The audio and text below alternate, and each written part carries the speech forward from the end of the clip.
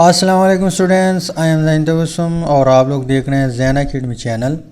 तो आज की इस वीडियो में हम सरफेस टेंशन जो है इसको एक्सप्लेन भी करेंगे, इसको डिफ़ाइन भी करेंगे। अब हमारे कोर्स में जो डिफिनीशन दिया हुआ है KPK वाली बुक में, वो ज़्यादातर टीचर्स जो है सही तरह एक्सप्लेन नहीं करते, बस सिर्फ टच करते हैं, लेकिन उस डिफिनीशन का जो मतलब है, जो मकसद है, वो स्टूडेंट को नहीं बताता। मैंने काफ़ी सर्च किया हुआ है इसके ऊपर। लोग ऊपर ऊपर से गुज़रते हैं, मतलब टीचर्स जो है ऊपर ऊपर से गुज़रते हैं और इसका जो असल मकसद है वो सही तरह नहीं बता सकता। शायद मेरी वीडियो जब अपलोड हो जाए उसके बाद कोई बता सके, लेकिन अभी तक जो डेट है वो है 7/6/2024। मैंने काफ़ी सर्च किया, मुझे किसी इस तरह एक्सप्लेन नहीं किया वो डिफिनीशन, जिससे मुझे क्या मिला, तसल्ली मिली या मैं उससे समझा, बस ऊपर ऊपर से गुज़रा। लेकिन आज की इस वीडियो में मैं आप लोगों को वो डिफिनीशन फ़ील करके दिखाऊंगा। शायद आप लोगों को कॉलेज या स्कूलों में किसी टीचर ने अच्छे तरीके से पढ़ाया हो। मैं ऑनलाइन टीचिंग की बात करता हूँ, लेकिन ऑनलाइन अभी तक किसी ने ये नहीं पढ़ाया होगा जो हमारे कोर्स में है। मैं हर डिफिनीशन, इसके कई डिफिनीशन है सरफेस टेंशन के, हम सिर्फ अपने कोर्स की बात कर रहे हैं। तो कहने का मतलब ये है कि हम डिफ़ाइन भी करेंगे, एक्सप्लेन भी करेंगे, इसकी जो यूनिट है उसके ऊपर भी बात होगी, इसके जो फैक्टर है, 2 फैक्टर इंटरमॉलिक्यूलर अट्रैक्टिव फोर्स और टेम्परेचर, दोनों के ऊपर बात होगी। तो स्टार्टिंग लेते हैं हम सरफेस टेंशन की एक्सप्लेनेशन से हम इसलिए स्टार्ट लेते हैं ताकि बाद में जब हम इसको डिफ़ाइन करते हैं वो डिफिनीशन आप लोगों को बहुत इजी लगेगा। तो मैं यहाँ पे क्या करता हूँ, एक बीकर उठाता हूँ।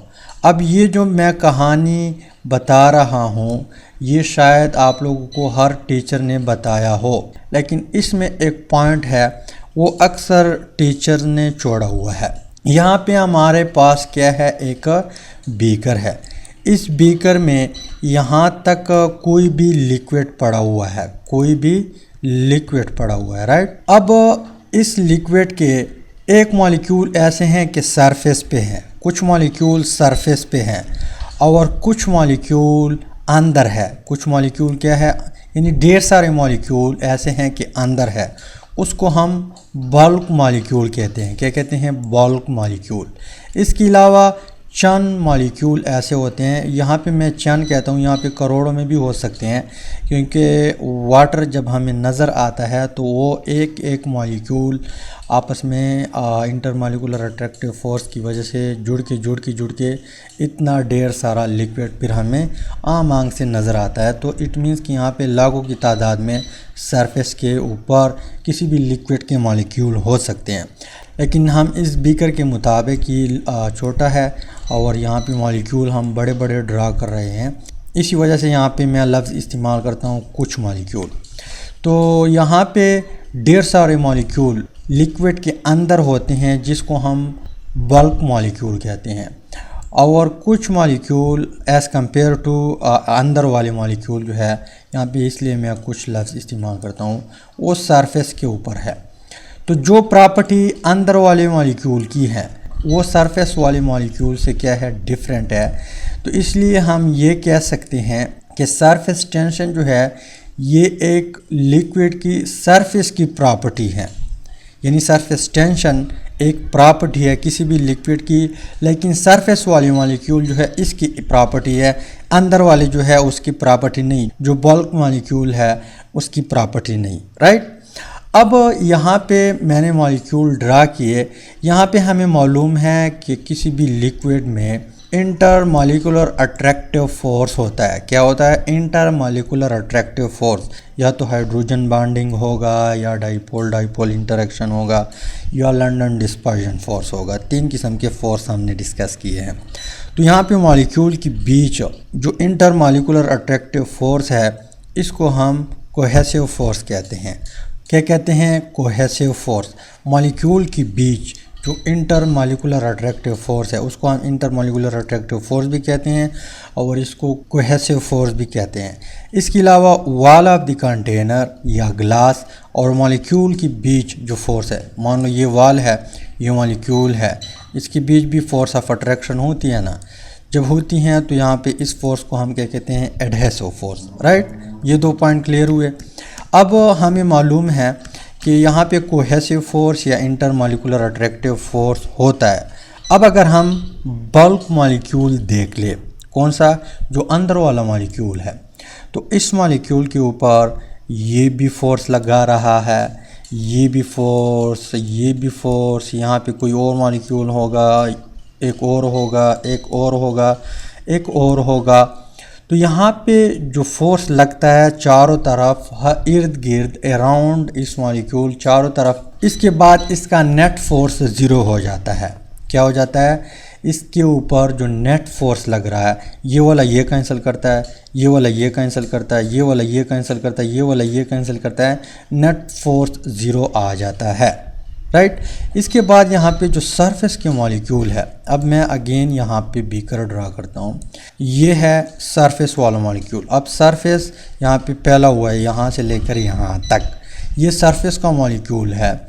यहाँ पे ये बीच वाले या जो बल्क वाले मॉलिक्यूल है वो प्रेजेंट है, यहाँ पे वो प्रेजेंट है।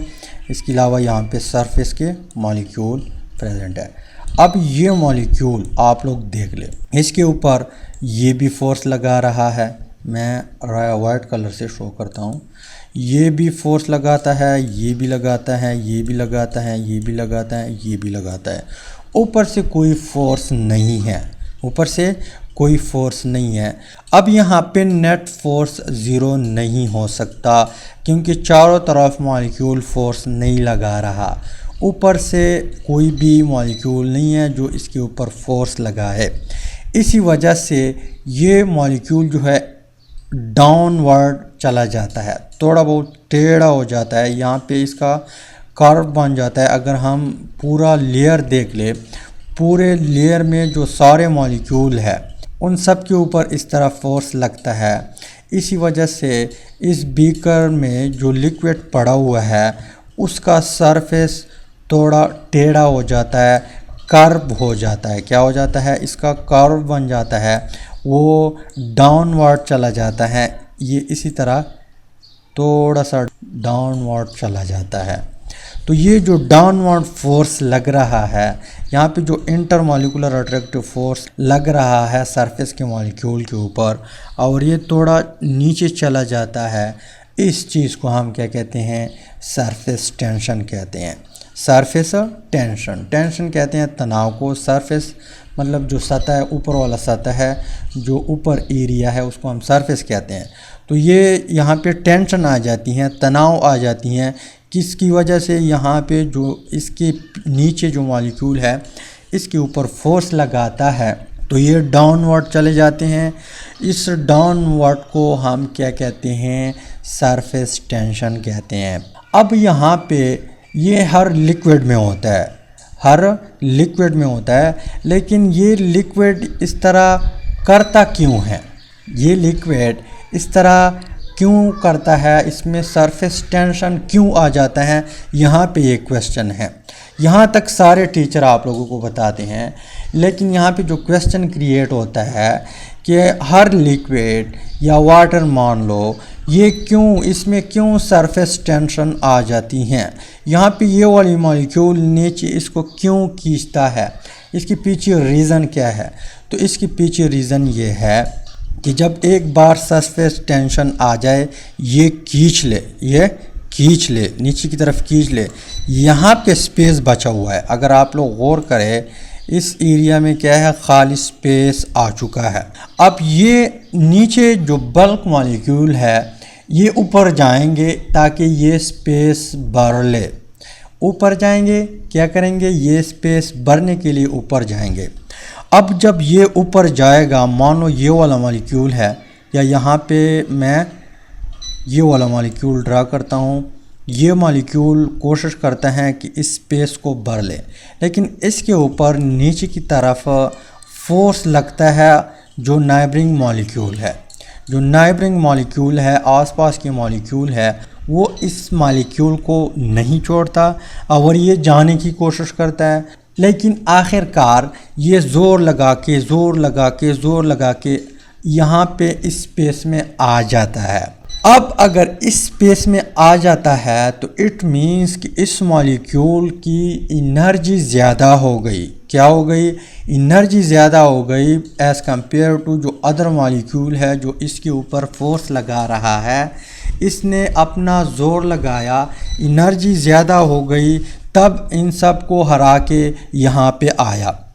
अब इसकी एनर्जी कहाँ से आ गई, क्यों इसकी ज़्यादा हो गई, ये कहीं से भी ले सकता है। कहीं से भी ले लिया एनर्जी को, जो आसपास इन्वायरमेंट है या जो अदर मॉलिक्यूल है उससे एनर्जी लेके इसने ज़ोर लगाया, इन सब मॉलिक्यूल से इसकी एनर्जी बढ़ गई, इसने ज़ोर लगा के यहाँ तक पहुँचा। अब इसकी एनर्जी यानी जो सरफेस के मॉलिक्यूल होते हैं वो जो सरफेस पे आ चुके हैं, इट मीन्स कि यहाँ पे जो सारे मॉलिक्यूल होते हैं उसकी एनर्जी बल्क वाले मॉलिक्यूल की एनर्जी से ज़्यादा होती हैं। यानी जो बीच में मॉलिक्यूल पड़े हैं उसकी एनर्जी कम है सरफेस वाले मॉलिक्यूल से। अब अगर इसकी एनर्जी ज़्यादा है तो यूनिवर्स में किसी भी चीज़ की जब एनर्जी ज़्यादा हो जाती हैं तो वो अनस्टेबल हो जाता है। क्या हो जाता है? अनस्टेबल। और अनस्टेबल कोई भी चीज़ नहीं रह सकता, वो ख़ुद में स्टेबिलिटी गेन करेगा, स्टेबिलिटी गेन करने की कोशिश करेगा। तो इट मीन्स कि सरफेस के मॉलिक्यूल की एनर्जी ज़्यादा है, ये अनस्टेबल है। जब अनस्टेबल है तो ये स्टेबिलिटी लाने के लिए क्या करते हैं, जो बाकी मॉलिक्यूल है उसको खींचता है। क्या करते हैं? उसको खींचता है ताकि इसकी एनर्जी कम हो जाए। जब ये अंदर चला जाए, अंदर आ जाए, ये वाले मॉलिक्यूल जो सरफेस पे पड़े हैं वो अगर अंदर आ गए तो इसकी एनर्जी अगेन कम हो जाएगी।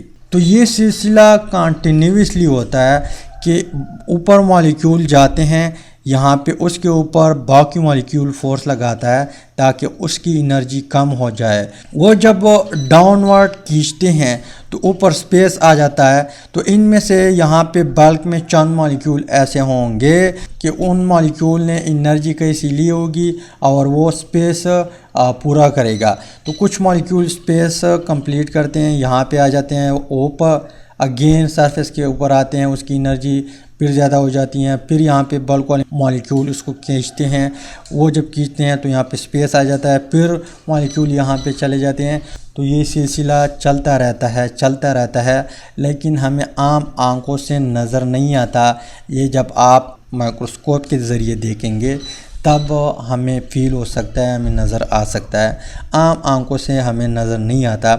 तो यहाँ पे एनर्जी ज़्यादा होने की वजह से जो अनस्टेबिलिटी आ चुकी है वो वापस स्टेबिलिटी गेन करने के लिए यहाँ पे सरफेस टेंशन आ जाता है। तो यहाँ पे ये रीज़न है कि हर लिक्विड में सरफेस टेंशन होता है, किसी में ज़्यादा होता है, किसी में कम होता है। किस लिए? ताकि सरफेस की जो मॉलिक्यूल है उसकी जो एनर्जी ज़्यादा है वो कम हो सके, जिसमें अनस्टेबिलिटी आ चुकी है उसमें वापस स्टेबिलिटी आ जाए। तो ये इसके पीछे रीज़न है जिसकी वजह से हर लिक्विड में क्या होता है, सरफेस टेंशन होता है। क्या होता है? सरफेस टेंशन होता है। इसके अलावा आप लोगों ने एक और जुमला भी सुना होगा कि वाटर या कोई भी लिक्विड उसका जो ड्रॉप होता है वो स्फेरिकल होता है। क्या होता है? कोई भी लिक्विड है वो उसका छोटा सा ड्रॉप आप डाल दे तो वो स्फेरिकल होता है। क्या होता है? स्फेरिकल। जिस तरह रेन के ड्रॉप है या कोई लीफ के ऊपर ड्रॉप पड़ा हुआ है वो भी स्फेरिकल आप लोगों को नज़र आता है। तो ये क्यों स्फेरिकल नज़र आता है? तो यहाँ पे एक पॉइंट नोट करें कि कोई भी वॉल्यूम मान लो आप ले लें, मान लो हम 1 लीटर वॉल्यूम उठाते हैं। अब 1 लीटर वॉल्यूम जो है उसका स्फेरिकल जो है स्फेरिकल भी बन सकता है, यानी 1 लीटर स्फेरिकल वॉल्यूम भी बन सकता है। इसके अलावा 1 लीटर इस तरह टेट्रागोनल भी बन सकता है। इसके अलावा इस तरह भी 1 लीटर वॉल्यूम बन सकता है। इसके अलावा इस तरह भी बन सकता है 1 लीटर। तो यहाँ पे लिक्विड जो है फिर नया पॉइंट है। हर लिक्विड की कोशिश ये होती है कि इसकी जो सरफेस एरिया है वो कम से कम हो। क्या हो? हर लिक्विड की कोशिश होती है कि जो सरफेस एरिया है किसी भी लिक्विड की वो कम से कम हो। उसको कम करने के लिए इसमें सरफेस टेंशन आ जाता है। सरफेस के मॉलिक्यूल की एनर्जी ज़्यादा होती हैं तो ये कम करने की कोशिश करता है, उस एनर्जी को कम करता है। यानी यहाँ पे मान लो ये 1 लीटर है, 1 लीटर वॉल्यूम है, ये भी है, ये भी है, ये भी है। यहाँ पे सरफेस एरिया ज़्यादा होगा, यहाँ पर भी ज़्यादा होगा, यहाँ पर भी ज़्यादा होगा। सबसे कम सरफेस एरिया जो है वो स्फेरिकल में होता है। तो हर लिक्विड की कोशिश ये होती है कि उसकी जो सरफेस एरिया है वो कम हो जाए। तो सरफेस एरिया कम करने के लिए ये स्फेरिकल बनेगा। इसी वजह से हमें हर लिक्विड जो है उसके जो ड्रॉप होते हैं वो स्फेरिकल नज़र आते हैं। और स्फेरिकल इसलिए नज़र आते हैं क्योंकि इसमें सरफेस टेंशन है।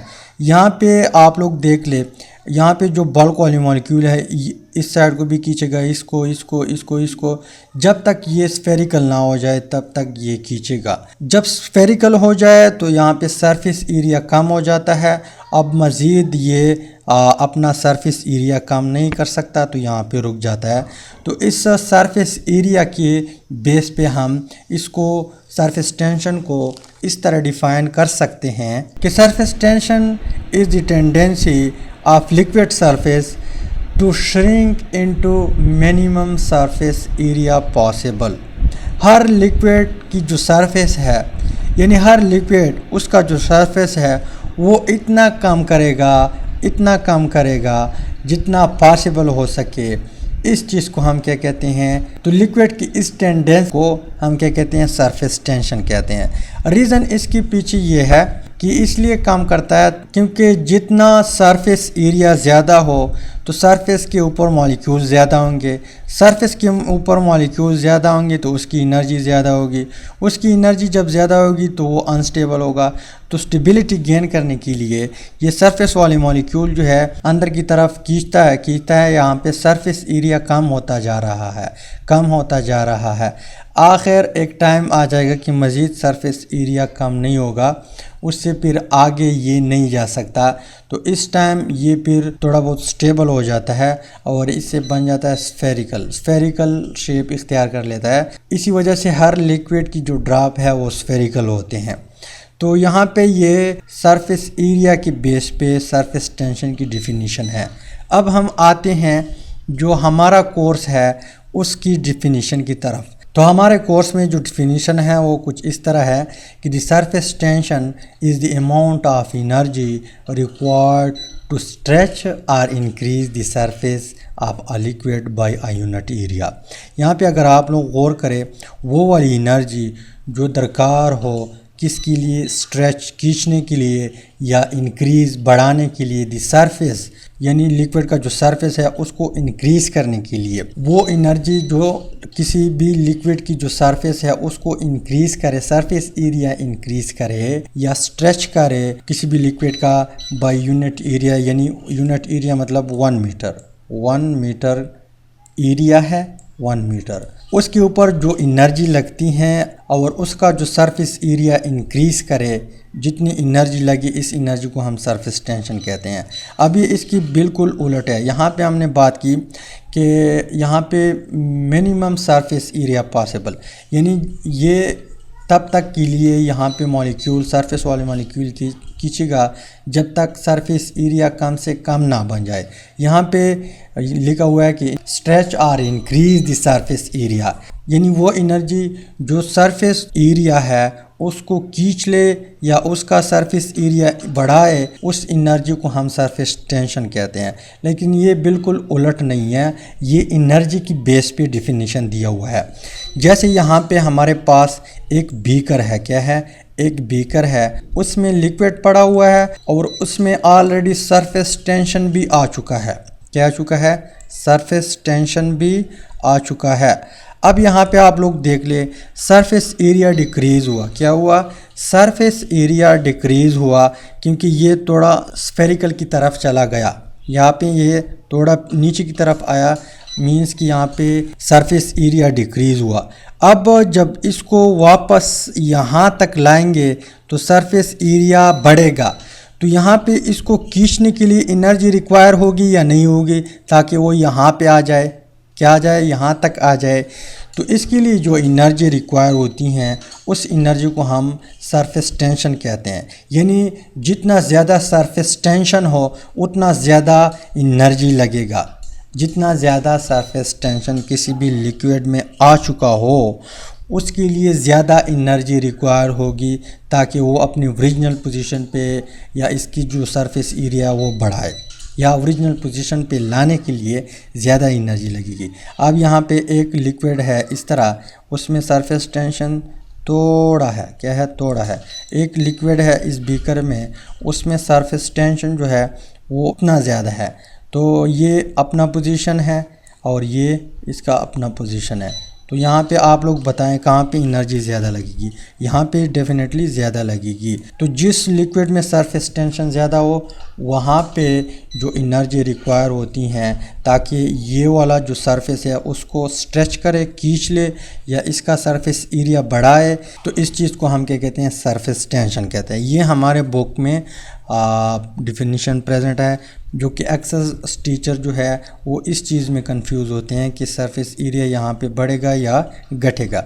यहाँ पे बढ़ेगा क्योंकि मैंने पहले भी बता दिया कि कोई भी एक वॉल्यूम फिक्स कर ले, उसकी डिफरेंट शेप बनाए, तो सरफेस एरिया वहाँ पे सबसे कम होगा जहाँ पे ये स्फेरिकल हो। कहाँ पे सरफेस एरिया कम होगा, जो स्फेरिकल हो। तो यहाँ पे थोड़ा बहुत स्फेरिकल है, इसलिए यहाँ पे सरफेस एरिया कम हो चुका है। यहाँ पे ये बिल्कुल सीधा जा चुका है, इट मीन्स कि यहाँ पे सरफेस एरिया ज़्यादा है।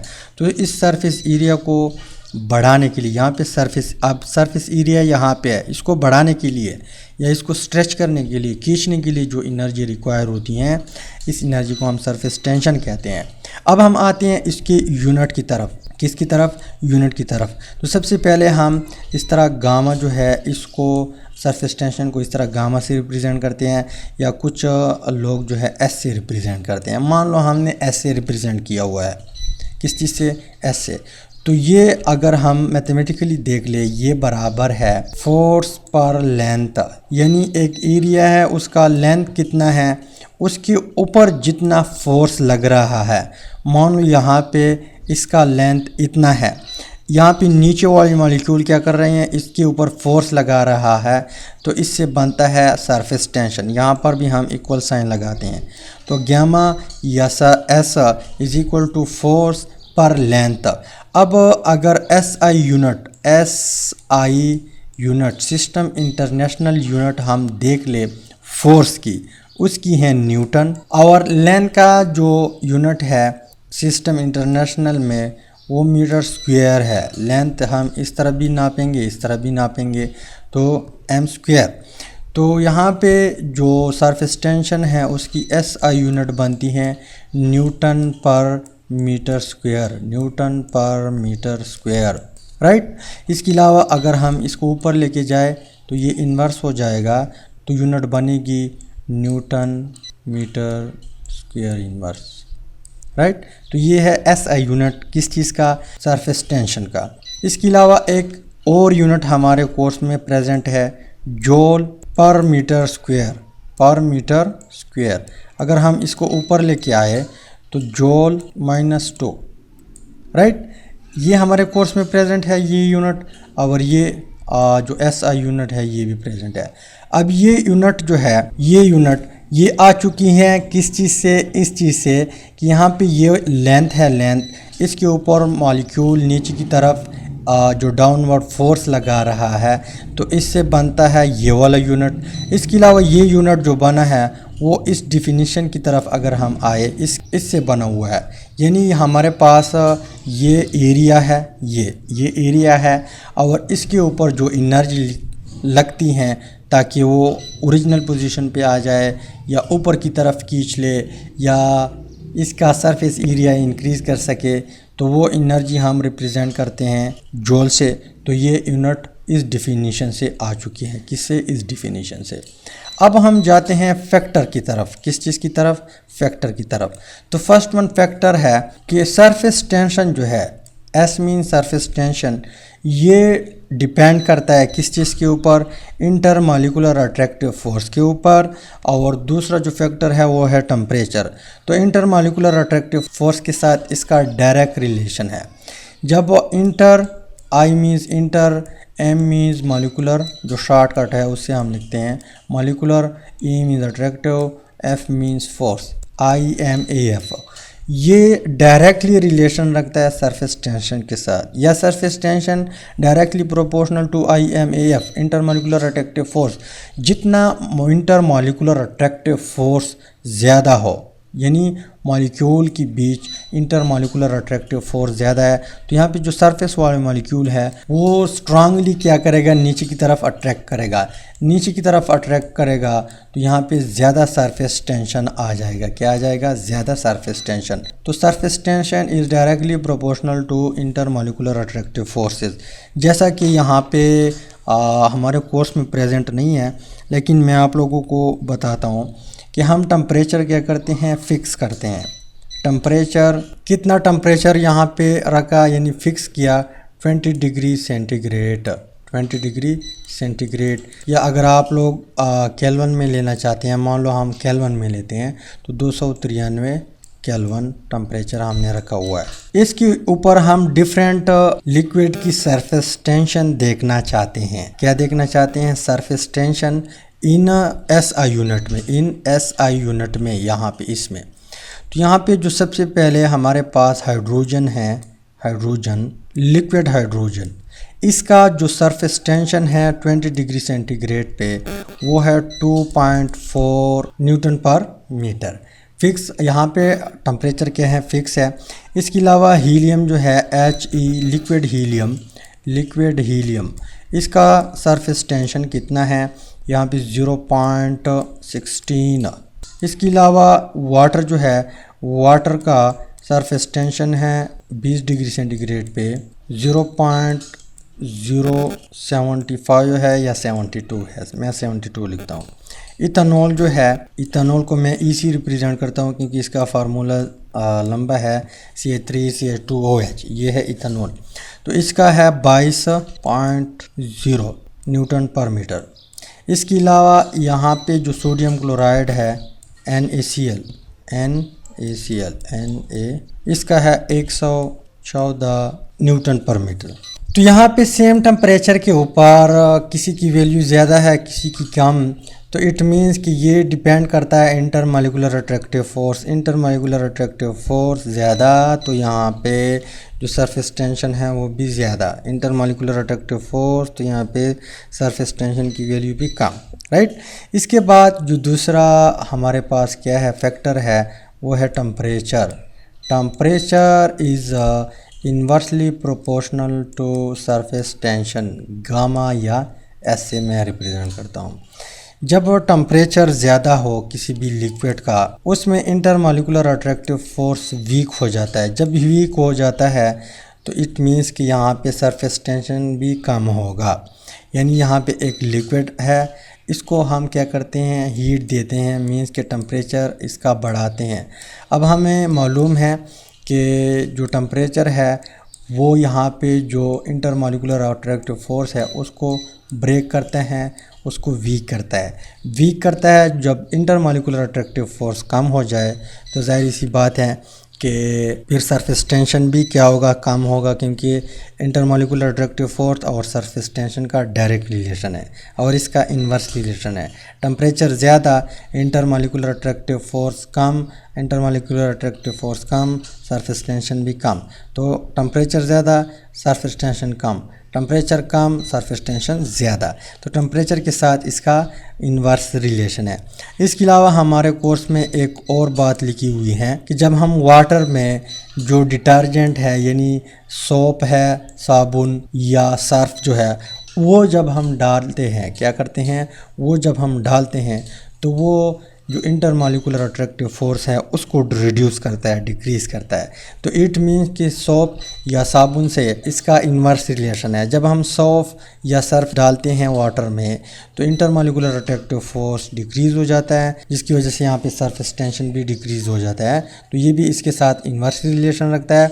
और ये हम इसलिए डालते हैं कि जब सरफेस टेंशन ज़्यादा हो, क्या हो, सरफेस टेंशन ज़्यादा हो, तब कपड़े जो है गीले नहीं होते। अगर आप लोगों ने घर में देखे हों, आप अपने माँ से पूछे या बहन से पूछे, वो जब कपड़े धोते हैं तो एक बार क्या करता है, एक बार इस तरह करता है कि जो वॉशिंग मशीन है उसमें जो पानी डालता है वो पहले गर्म करता है। गर्म क्यों करता है? उसको ये पता चलता है कि गर्म पानी की वजह से कपड़े सही धोते हैं।